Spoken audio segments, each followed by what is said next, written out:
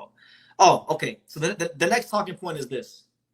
All right. The next talking point is this, because you guys know on True School Sports, have a long history of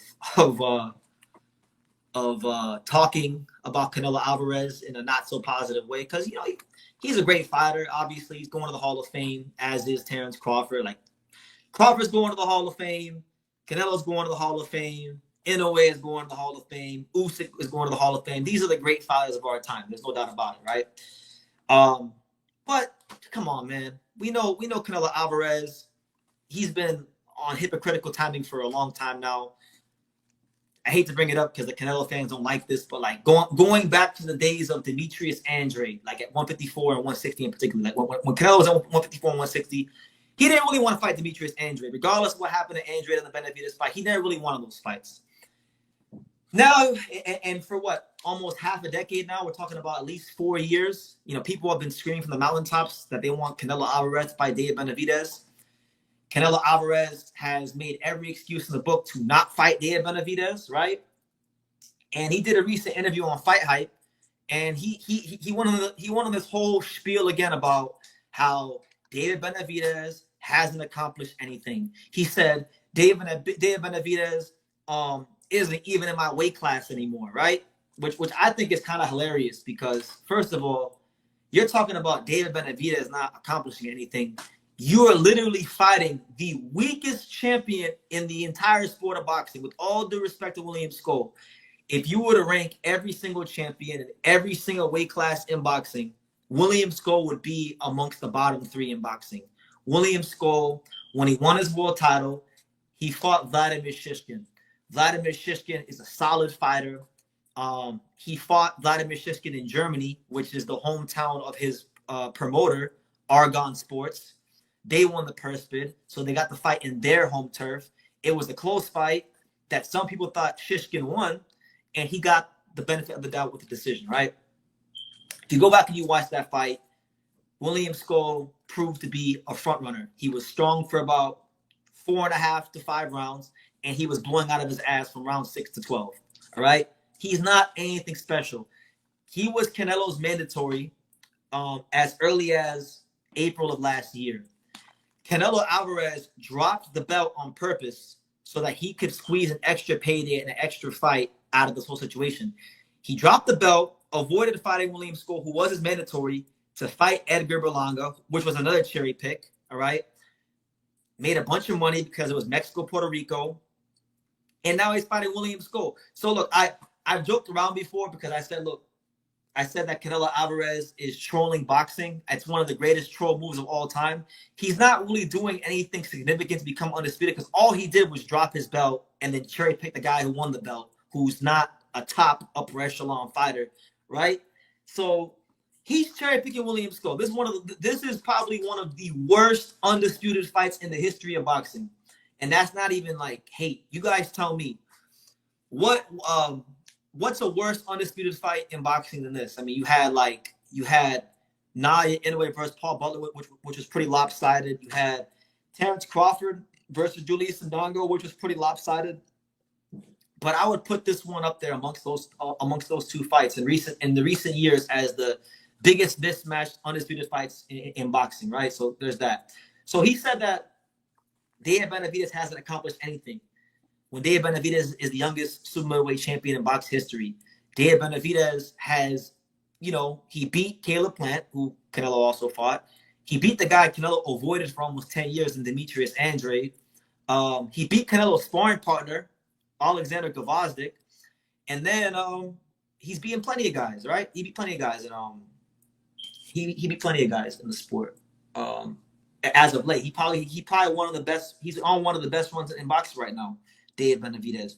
So that's one thing. Then he says, then Canelo says, "Oh, David Benavidez is not my weight class," but that never stopped Canelo Alvarez. Like weight class has never stopped Canelo Alvarez from fighting people. He fought Jermell Charlo, who sold his soul for the check and didn't even try to win. Right? He wasn't in Canelo's weight class. Canelo had no problem fighting him. Canelo is supposed to fight Terrence Crawford in a mega event this year. He sure as hell ain't in Canelo's weight class. That never stopped him. So you look at these excuses. You look at these bullshit remarks from Canelo. You look at you look at all these years he hasn't fought Benavidez. You look at the fact that Canelo Alvarez literally gave up fighting on Cinco de Mayo and ran to a whole other continent to fight Dave Benavidez. Like, he's going to go to the Hall of Fame. He's beaten some top fighters. He's been in some great fights. He's been great for the boxing industry in terms of making money. I can acknowledge all those things. But I'll also be balanced in my view and say, this is, if he never fights Dave Benavidez, I don't care how great you think he is. I don't care how much money he made. I don't care, anything you think good about Canelo. I don't care what you say. It's going to be a blemish on his resume because this is a fighter that was amongst one of the top fighters in and around his weights for not just 1 year, not just 2 years, not just 3 years, not just 4 years. And you make every excuse in the world to not fight him, to not even try to make the fight happen with him, right? Then you say he's not in your weight class, but then you fighting guys from 154, 147. You fighting these front running Cubans that never really, like, with all respect to William Scull, congrats on becoming a champion, but he never really beat anybody that was an A-level fighter, and he's never fought on a level like this. It's a massive cherry pick. In fact, you know what? Let's look it up. Since Canelo was fighting such an amazing fighter, William Scull, right? Let's check the odds for the fight. Since Canelo Alvarez always fights the best, right?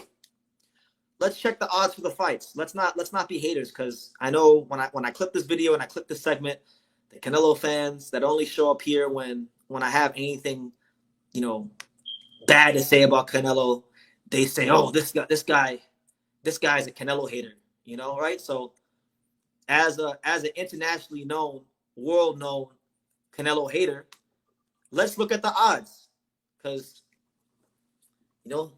they say men lie, they say men lie, they say women lie, but they say numbers don't. So look, as of right now, William Scull, I'm gonna highlight it for you guys.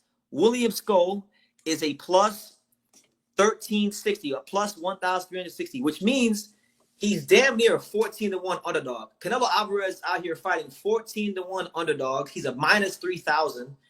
You can't even make no money betting on Canelo Alvarez for this fight. He's a minus 3,000. And for those of you guys that don't know betting in layman's terms, you have to bet $3,000 to win $100 off Canelo Alvarez in that fight. If you bet $100 on William Scull when he wins, you would get $1,360 back for every $100 you bet. So what the odds makers are telling us, not me, not True School, not BT, but the odds makers, Vegas, they're telling you guys that Canelo Alvarez is cherry picking. It's a damn near 14-1. William Scull is damn near a 14-1 underdog. So don't give me this about, oh, Canelo's fighting the best and he can do whatever he wants, because even before that, when he fought Edgar Berlanga was an 8-1 underdog, 8 plus 860. Munguia was a 4-1 underdog.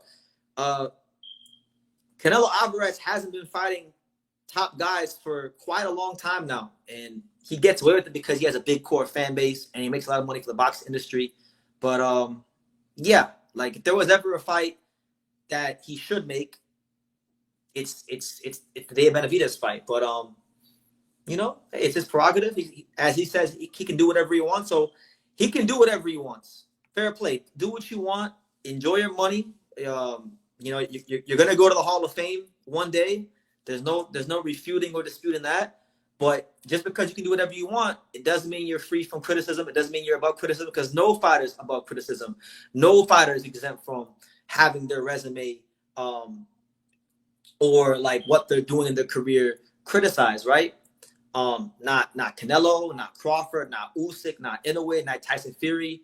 Nobody. Everyone can get, like, everyone and anything can get criticized. So yeah, Canelo Alvarez just being a straight hypocrite. So I'll leave it at that. Let me go ahead and read some comments. JK13, shout out to him. He's a long time